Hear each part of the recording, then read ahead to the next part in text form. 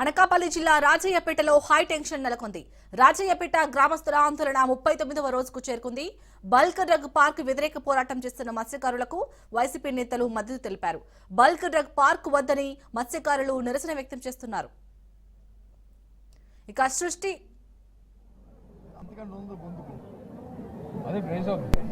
మత్స్యకారు సోదరుల్ని సోదరిమణులని అందరితో మాట్లాడి వాళ్ళు చెప్పారు విషయం అంతా కూడా, ఇబ్బంది అంతా కూడా చెప్పారు. ఈ పరిశ్రమ వస్తే మా కుటుంబాలు నాశనం అయిపోతాయండి, మాకు ఈ బర్రెకి వస్తే మా అంతా కలుషమైపోతుందండి, ఇక్కడ మరి మేము జీవించలేమండి, జీవనోపాధి కరువు అవుతామని చెప్పారు. ఈ మా మాటలు కాదండి, ఇక్కడ ప్రతి ఉన్న శాసనసభ్యులు ఆ రోజు ఎన్నికలకు వచ్చినప్పుడు వాళ్ళతో పాటు వచ్చిన నాయకులు వాళ్ళు చెప్పిన మాటే ఈ మాట అండి, ఇది మాది కాదండి అని చెప్పి పాప అమాయకంగా ఆ సోదరి మనకి మా పార్టీ జగన్మోహన్ రెడ్డి ఆదేశం ప్రకారం వచ్చిన మా తాలూకా పార్టీ విధానం కూడా మీకు తెలియజేస్తాం. ఏ పారిశ్రామిక అభివృద్ధి చెందాలనే కోరుకుంటాం, కానీ ఆ ప్రాంత ప్రజల తాలూకా మనోభావాల్ని, ఆ ప్రాంత ప్రజల తాలూకా ఆలోచనని, వారి తాలూకా అభిప్రాయాలని గౌరవిస్తూ వాళ్ళు విప్పించే కార్యక్రమాన్ని చేయాలి. అంతేగాని అధికారం ఉంది కదా అని చెప్పి పోలీసు జులుంతోనో అధికార బలంతోనో ఆ మతంతోనో ఆ కార్యక్రమం చేస్తారంటే అది మాత్రం ప్రజాస్వామ్యంలో తగదు. అందుకే వాళ్ళు చేస్తున్న పోరాటానికి నేను సంఘీభావం తెలపాలని ఇక్కడికి వచ్చాం. పూర్తిగా కూడా వాళ్ళ పోరాటానికి మద్దతు ఇస్తున్నాం. వాళ్ళ ఆలోచన ప్రకారము వాళ్ళ తాలూకా అభిప్రాయ ప్రకారము ఇక్కడ ఈ కార్యక్రమం రాబోయే కాలంలో జరగాలి తప్ప వాళ్ళకి అభీష్టంగా జరిగిన ప్రతి దానికి కూడా మేము మా పార్టీ వ్యతిరేకిస్తుంది. మేము పూర్తిగా వైఎస్ఆర్సీపీ మద్దతుగా ఉంటుంది.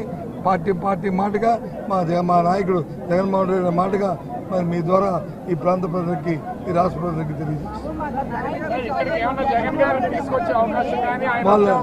వాళ్ళు అడిగారు, వాళ్ళు కోరారు. తప్పకుండా ఈ విషయాన్ని ఆయన చెప్పి అవసరం అనుకుంటే తప్పకుండా ఆయన కూడా వస్తారు. సార్, విశాఖలో రిషికొండ ప్రకృతి విధ్వంసం అన్నారు, వెనక చూస్తే మొత్తం కొండలన్నీ కూడా తప్పేసి విధ్వంసం చేస్తున్నారు. మరి దీన్ని ఏమన్నారు సార్?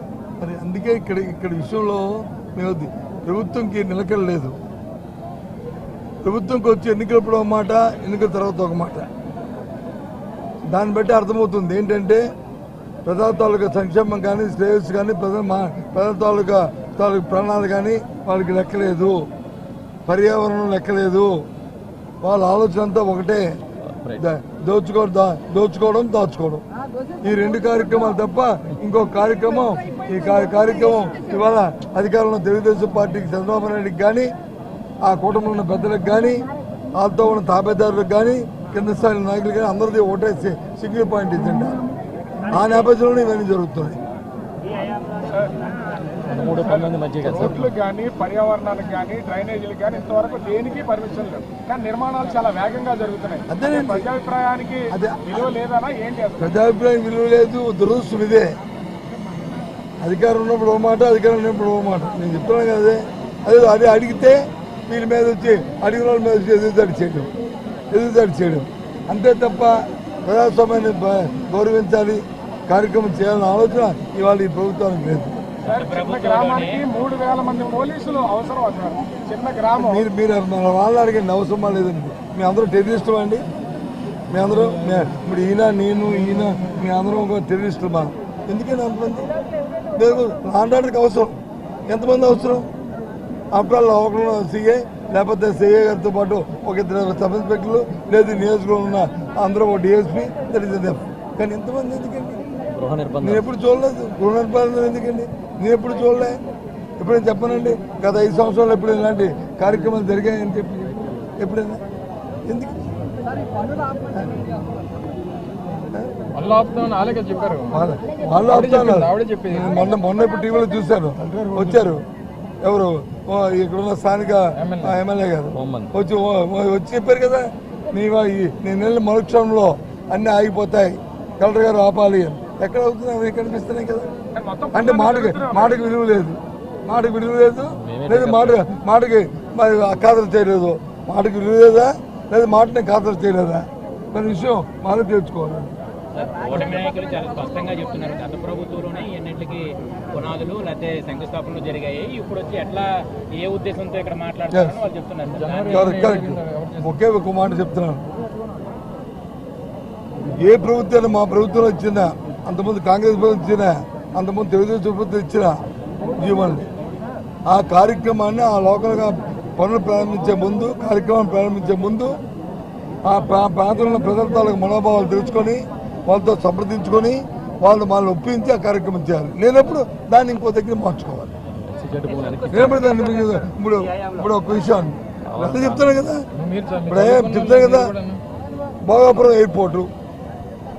ఎయిర్పోర్టు అన్ని వేల ఎకరాలని ఎక్విజిషన్ చేయడానికి వీల్లేదు.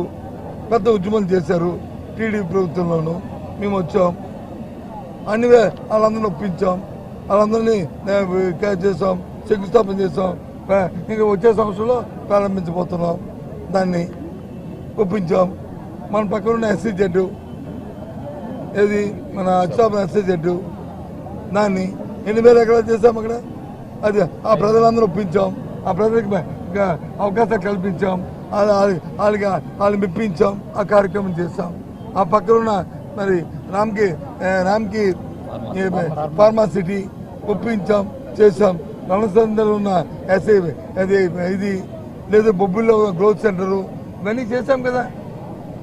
దేనికంటే పరిశ్రమలకి ఎగ్రీస్ కాదు, ఈ ప్రాంత ఎన్నికలప్పుడు వచ్చి ఏం చెప్పావు, నీ పిల్లలు పుడితే పొట్టలు, ఒకవేళ పుడితే వాడికి వచ్చి అంగమైకల్యం వస్తుంది, మళ్ళీ క్యాన్సర్ వస్తుంది, మళ్ళీ తాగడానికి వచ్చి నీళ్ళు చచ్చిపోతాం, మత్స్యకారులు అందరూ చచ్చిపోతారు, పంచసభ అంతా చచ్చిపోతాయి. నువ్వే చెప్పావు కదా. మరి ఏ కోణంలో చెప్పావు, ఏ అథారిటీతో చెప్పావు, ఇది కూడా శానిటరీ ఏంటి అంటే చెప్పినవన్నీ. అయితే తప్పు చేసి కాదు, నేను అబద్ధాలు చెప్పాను, నేను చెప్పిన దాన్ని కూడా తప్పు అయిపోయింది, ఇగో ముక్కు నేలకు రాసుకుంటున్నాను, మా చంద్రబాబు నాయుడు గారు చెప్పండి చెప్పాను, ఇవన్నీ అబద్ధాలని చెప్పండి వచ్చి చెప్పాను. వాళ్ళు బతిమాలుకోమండి, మాకు అభ్యంతరులే. వాళ్ళని కన్విన్స్ చేసుకోమండి, మాకు అభ్యంతరులే. అంతేగాని వాస్తవాలయ అది వాస్తవం నువ్వు నమ్మింది వాస్తవం. ఆ అమ్మాయికి వాళ్ళు నమ్మరా? వాళ్ళకి తెలుసు కదా. మనం చెప్పిన మాట పాపం గుడ్డుగా నమ్మే వ్యక్తులు కదా అందరూ. అంటే ఇప్పుడు బాధ్యతగా ఉన్న వ్యక్తులు ఎంతవరకు నిజం చెప్పాలి, ఎంత మన నిబద్ధత ఉండాలి, ఎంత నిబద్ధత ఉండి మాట్లాడాలి. కానీ కాదు కదా, అందుకు ఈ విషయాలు వస్తాయి.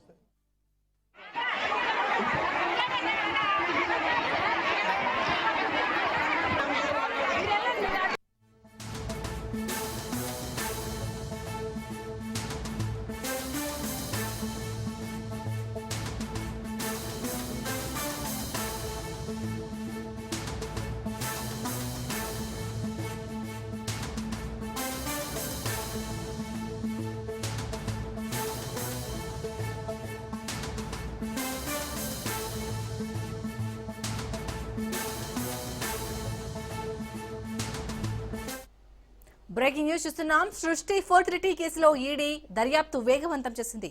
కేసులో ప్రధాన నిందితురాలు నమ్రతను చెంచల్గూడ జైల్లో ఈడీ విచారిస్తోంది. కోర్టు అనుమతితో నమ్రతతో పాటు కళ్యాణి, నందిని, సంతోషి స్టేట్మెంట్ ను ఈడీ అధికారులు రికార్డు చేస్తుంది.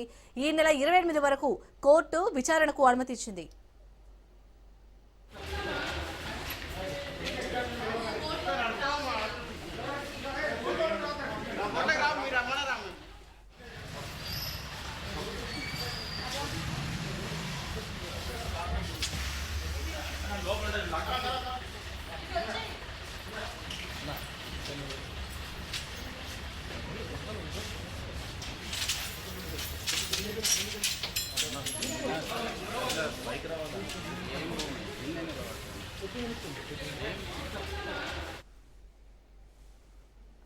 సృష్టి ఫర్టిలిటీ కేసులో ఈడీ దర్యాప్తు వేగవంతం చేసింది. కేసులో ప్రధాన నిందితురాలు నమ్రతను చెంచల్గూడ జైల్లో ఈడీ విచారిస్తోంది.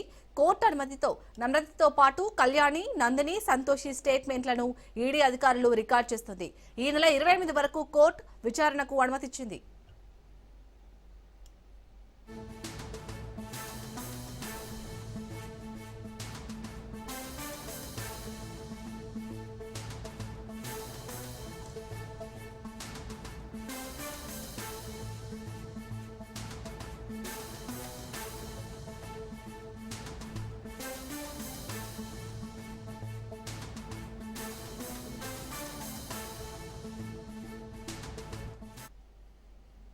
సృష్టి ఫర్టిలిటీ కేసులో ఈడీ దర్యాప్తు వేగవంతం చేసింది. కేసులో ప్రధాన నిందితురాలు నమ్రతను చెంచల్గూడ జైల్లో ఈడీ విచారిస్తుంది. కోర్టు అనుమతితో నమ్రతతో పాటు కళ్యాణి, నందిని, సంతోషి స్టేట్మెంట్ ను ఈడీ అధికారులు రికార్డ్ చేస్తున్నారు. ఈ నెల 28 వరకు కోర్టు విచారణకు అనుమతిచ్చింది.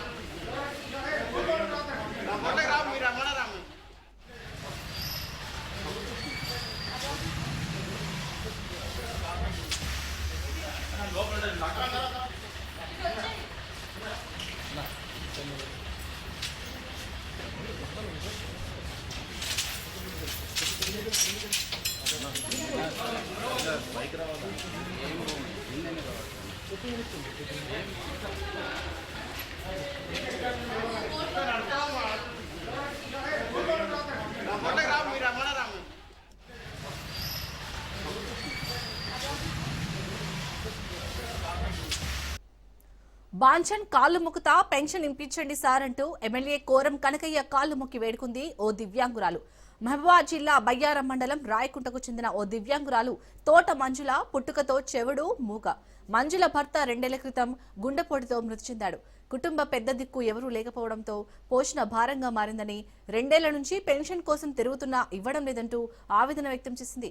తనకు దివ్యాంగుల పెన్షన్, ఇందిరమ్మ ఇల్లు మంజూరు చేయాలని గ్రామానికి వచ్చిన ఎమ్మెల్యే కోరం కనకయ్య కాళ్ళకి దండం పెట్టి వేడుకుంది దివ్యాంగురాలు మంజుల. అయితే మంజుల కాళ్లు మొక్కిన ఎమ్మెల్యే రెస్పాండ్ కాలేదు.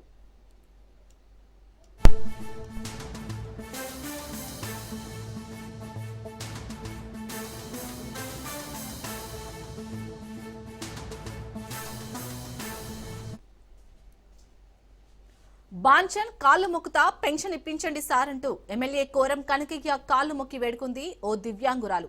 మహబూబాబాద్ జిల్లా బయ్యారం మండలం రాయకుంటకు చెందిన ఓ దివ్యాంగురాలు తోట మంజుల పుట్టుకతో చెవుడు మూగ. మంజుల భర్త 2 ఏళ్ల క్రితం గుండెపోటుతో మృతి చెందాడు.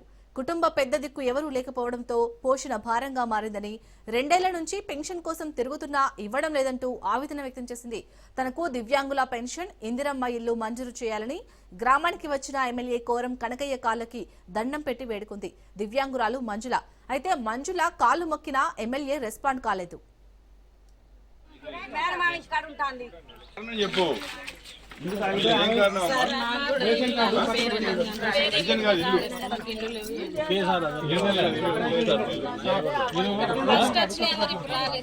జనవరిలో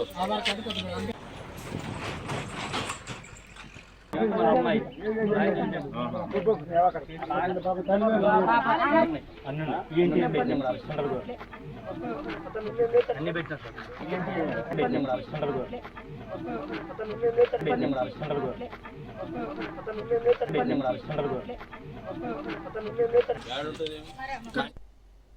రైట్. ఇక ఇటు దివ్యాంగురాలు మంజుల అయితే అక్కడ పెన్షన్ ఇప్పియాలని అక్కడ ఎవరైతే ఎమ్మెల్యే ఉన్నారో ఎమ్మెల్యేకి కాళ్ళు మొక్కినా కానీ తనైతే రెస్పాండ్ కాలేదు. దీనికి సంబంధించి పూర్తి డీటెయిల్స్ మా ప్రతినిధి చంద్రశేఖర్ అందిస్తారు. చంద్రశేఖర్, ఎందుకు ఎమ్మెల్యే ఇంకా కూడా కనికరించలేదు? అసలు ఆ అమ్మాయి కాళ్ళపై పడినా కానీ అప్డేట్స్ ఏంటి?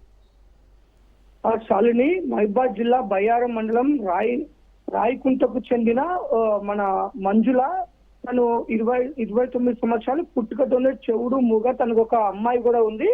2 సంవత్సరాల క్రితం తన భర్త గుండె జబ్బుతో చనిపోవడంతో తను తన వృద్ధురాలైన తల్లి దగ్గర తన కూతురుతో పాటు ఉంటున్న పరిస్థితి. ప్రస్తుతం తన తల్లి కూడా వృద్ధురాలు అవ్వడం, తను ఇటు మూగా చెవుడు కావడంతో కుటుంబ పాలన పోషణ చాలా భారం అయిపోయింది. ఈ నేపథ్యంలో పలుసార్లు అధికారుల దగ్గర తిరిగినా, ఇటు వికలాంగుల పింఛన్ కోసం తిరిగినా గానీ అధికారులు ఎవరు స్పందించలేదని చెప్పేసి వారి ఊరికి వచ్చిన ఎమ్మెల్యే కాళ్ళ పైన కోరం కనకయ్య కాళ్ళు మొక్కింది. అసలు అక్కడ అందరూ చూస్తున్నప్పటికీ తను ఏం చెప్పాలో తను చెప్పలేక, ఇటు తను చెప్పేది అర్థం కాక ఒక్కసారిగా పక్కనున్న వాళ్ళు చెప్తుంటే తను భావోద్వేగానికి గురై తనను కాపాడాలి, తన కుటుంబాన్ని పోషించుకోవడం, తన అమ్మాయిని పోషించుకోవడం చాలా ఇబ్బంది అవుతుందని ఎమ్మెల్యే కాళ్ళ మీద పడి బోరున విలపించింది. కొంత చుట్టుపక్కల ఉన్న వారిని కూడా కొంత జాలి, కరుణ అనేది రావడం జరిగింది.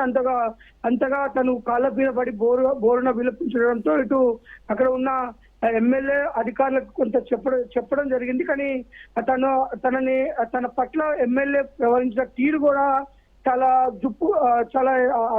నిర్లక్ష్యంగా, ఒక బాధితురాలు తన బాధను చెప్పుకోవడానికి కాళ్ళ మీద పడి వేడుకుంటున్నా కానీ ఆ ఎమ్మెల్యే వ్యవహరించిన తీరైతే కొంత విస్మయానికి గురి చేసింది. ప్రజలు అంత బాధలో ఉన్నప్పుడు వారికి ఓదార్చి కొంత సాయం చేస్తా అని చెప్పాల్సినప్పటికీ కొంత పట్టించుకున్నట్టుగా వెళ్ళినట్టుగా అనిపిస్తుంది. కొంత అధికారులకైతే తనకు ఏదైనా సాయం చేయండి అని మాత్రము చెప్పడం జరిగింది. అసలు అధికారులు కూడా గ్రౌండ్ లెవెల్లో అసలైన అర్హులకి లబ్ధిదారులుగా ఎంపిక చేసే విషయంలో అధికారుల వ్యవహారాలు మనం చూస్తున్నాము.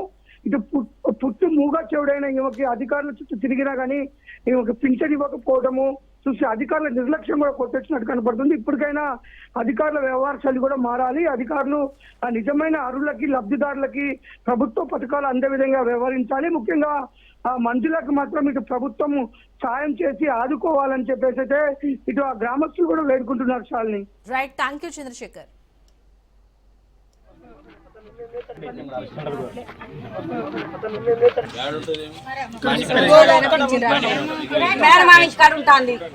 చెప్పు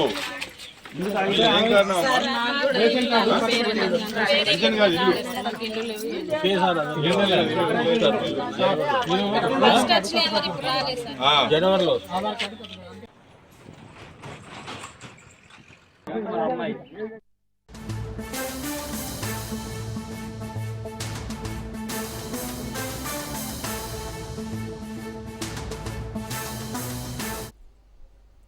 ప్రభుత్వ కార్యక్రమంలో అధికార పార్టీ నాయకులకు అందలం పలుకుతున్నారు.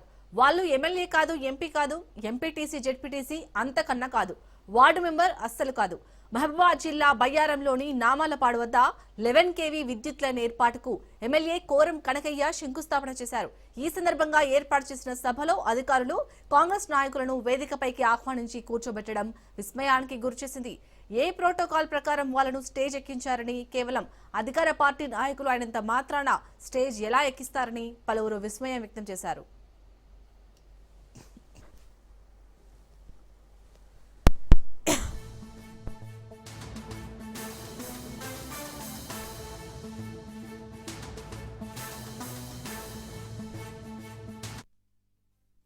తో పాటు గడిచిన 10 సంవత్సరాలు ఇవ్వనట్టు రేషన్ కార్డులు ఇచ్చాం. భారతదేశంలో ఎక్కడ ఇవ్వనటువంటి సన్న బియ్యం ఇచ్చాం. మరి అందరు కూడా ఉచిత విద్యుత్ అంటే కరెంట్ ఇచ్చే కార్యక్రమం కూడా తీసుకుంటాం. అలాంటి కార్యక్రమాలు తీసుకుని మన రేవంత్ రెడ్డి గారి ప్రభుత్వం ప్రజాపాలనలో పెద్ద ఎత్తున పేదలు, నిరుపేదలు ఇప్పుడు మీ కరెంట్ కావాలని చెప్పి మీ ప్రాంత నాయకుడు మన ప్రవీణ్ గారు పదే వెంటబడి ఈ కరెంటు శాంక్షన్ తీసుకోవడం జరిగింది. ఎవరు కూడా డబ్బులు కట్టే పరిస్థితి లేరు. ఎంత పేద రైతాంగం, పూడ రైతాంగం చేసేటువంటి రైతులు వాళ్ళు కట్టుకోలేని పరిస్థితిలో ఉన్నారని చెప్తే వీళ్ళకి సంబంధించిన సిఎండి గారితో మాట్లాడి కూర్చొని అట్లా దేశంలో గాని రాష్ట్రంలో గాని ఖజానా కాలైన తర్వాత ఎంత ఇబ్బంది వస్తుందో ఆలోచన చేయాల్సిన అవసరం ఉంది. మీరందరూ కూడా చక్కగా ఈ విద్యుత్తును వాడుకోవాలి. చిత్తూరు జిల్లాలోని పలమనేరులో వైసీపీ మాజీ ఎమ్మెల్యే వెంకటే గౌడ పోలీసుల పట్ల అత్యంత దురుసుగా ప్రవర్తించిన ఘటన తీవ్ర కలకలం రేపింది. విధి నిర్వహణలో ఉన్న ఓ సబ్ ఇన్స్పెక్టర్ ను ఎవర్రా నువ్వు అంటూ దూషిస్తూ ఆయనపై దాడికి యత్నించాడు. పలమనేరు పట్టణంలోని గుడియాత్తం రోడ్డులో ఒక ప్రైవేట్ స్థలంలో జరుగుతున్న భవన నిర్మాణం అక్రమం అంటూ మాజీ ఎమ్మెల్యే వెంకటే గౌడ తన అనుచరులతో కలిసి అడ్డుకున్నారు. జేసీబీతో అక్కడికి చేరుకుని నిర్మాణాన్ని వెంటనే కూల్చివేయాలని డిమాండ్ చేశారు. ఈ క్రమంలో భవన యజమాని ఆయనను నిలువరించడంతో ఇరువురి మధ్య తీవ్ర వాగ్వాదం చోటు చేసుకుంది. దీంతో మాజీ ఎమ్మెల్యే వెంకటే గౌడపై పోలీసులు కేసు నమోదు చేశారు.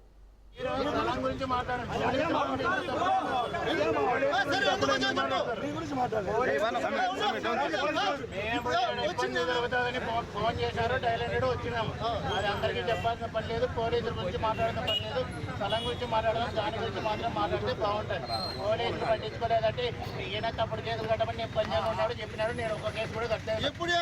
ట్రాన్స్ఫర్ చేసినారు. ఆయన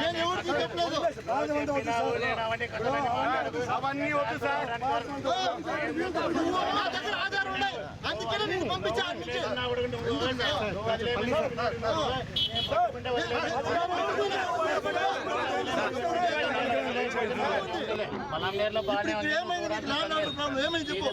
ప్రాబ్లం ఏం కాదు. మున్సిపల్ కమిషనర్ సంబంధించినది. సార్ చెప్తే మేము చర్యలు తీసుకుంటాం. నువ్వు అవన్నీ మాకు చెప్పాల్సిన పని లేదు. పొలం గురించి మాట్లాడు, పోలీసుల గురించి మాట్లాడుకొని బాగుండదు, మీరు అవన్నీ మాట్లాడగలరు. మేము అవన్నీ చేస్తూనే ఉన్నాం కాబట్టి ఎవరు వీళ్ళు ఎప్పుడు తప్పుడు అన్నీ రాయలేదు. మేము మా పనులు మేము చేస్తూనే ఉన్నాము. నేను కరెక్ట్ గానే చేస్తా ఉన్నాము. మా సార్లు కూడా చేస్తూనే ఉన్నారు. పోలీసుల గురించి మాట్లాడకు, ఏదన్నంటే ఇది మాత్రమే మాట్లాడు నువ్వు అంతే. దీని గురించి మాట్లాడు.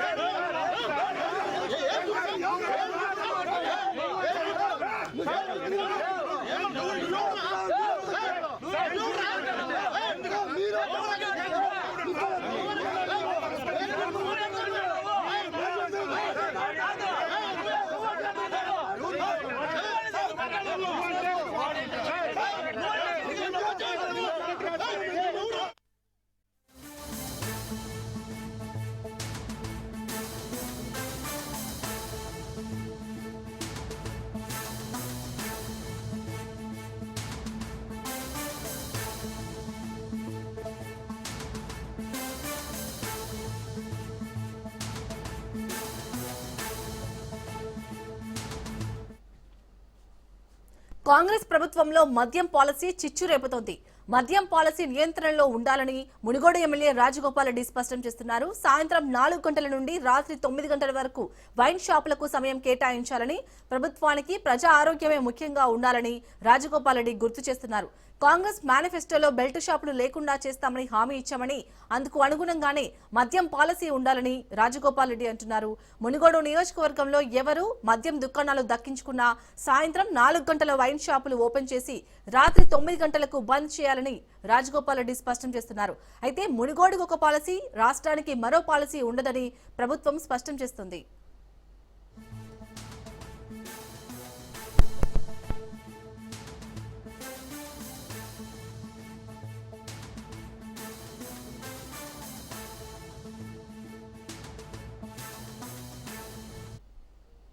కాంగ్రెస్ ప్రభుత్వంలో మద్యం పాలసీ చిచ్చు రేపుతోంది. మద్యం పాలసీ నియంత్రణలో ఉండాలని మునుగోడు ఎమ్మెల్యే రాజగోపాల్ రెడ్డి స్పష్టం చేస్తున్నారు. సాయంత్రం 4 గంటల నుండి రాత్రి 9 గంటల వరకు వైన్ షాపులకు సమయం కేటాయించాలని, ప్రభుత్వానికి ప్రజా ఆరోగ్యమే ముఖ్యంగా ఉండాలని రాజగోపాల్ రెడ్డి గుర్తు చేస్తున్నారు. కాంగ్రెస్ మేనిఫెస్టోలో బెల్ట్ షాపులు లేకుండా చేస్తామని హామీ ఇచ్చామని, అందుకు అనుగుణంగానే మద్యం పాలసీ ఉండాలని రాజగోపాల్ రెడ్డి అంటున్నారు. మునుగోడు నియోజకవర్గంలో ఎవరు మద్యం దుకాణాలు దక్కించుకున్నా సాయంత్రం 4 గంటలకు వైన్ షాపులు ఓపెన్ చేసి రాత్రి 9 గంటల వరకు బంద్ చేయాలని రాజగోపాల్ రెడ్డి స్పష్టం చేస్తున్నారు. అయితే మునుగోడుకు ఒక పాలసీ, రాష్ట్రానికి మరో పాలసీ ఉండదని ప్రభుత్వం స్పష్టం చేస్తుంది.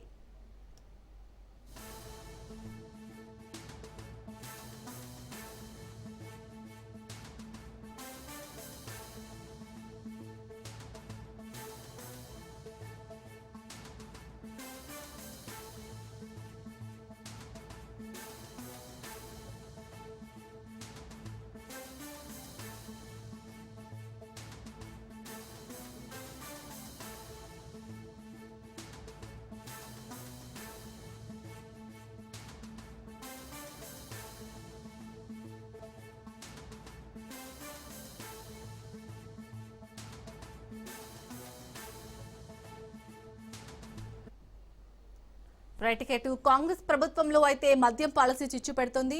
రైట్, ఇక మునుగోడు ఎమ్మెల్యే అయితే మద్యం పాలసీపై చేసిన వ్యాఖ్యలకు సంబంధించి పూర్తి డీటెయిల్స్ మా బ్యూరో చీఫ్ రాజురెడ్డి అందిస్తారు. రాజురెడ్డి, మనం గత కొంతకాలంగా చూస్తున్నాం, ఇటు మునుగోడు ఎమ్మెల్యే రాజగోపాల్ రెడ్డి అయితే అంటే ప్రభుత్వానికి కొంత వ్యతిరేకంగానే మాట్లాడుతున్నారు. సో ఇప్పుడు కూడా మద్యం పాలసీ గురించి మాట్లాడుతున్నారు. అప్డేట్స్ ఏంటి? కాంగ్రెస్ ప్రభుత్వంలో మద్యం పాలసీ చిచ్చు రాజేసుకుంటుందని చెప్పుకోవచ్చు. ఎందుకంటే మునుగోడు ఎమ్మెల్యే మొదటి నుంచి ఒకటే స్టాండ్ పైన ఉన్నారు.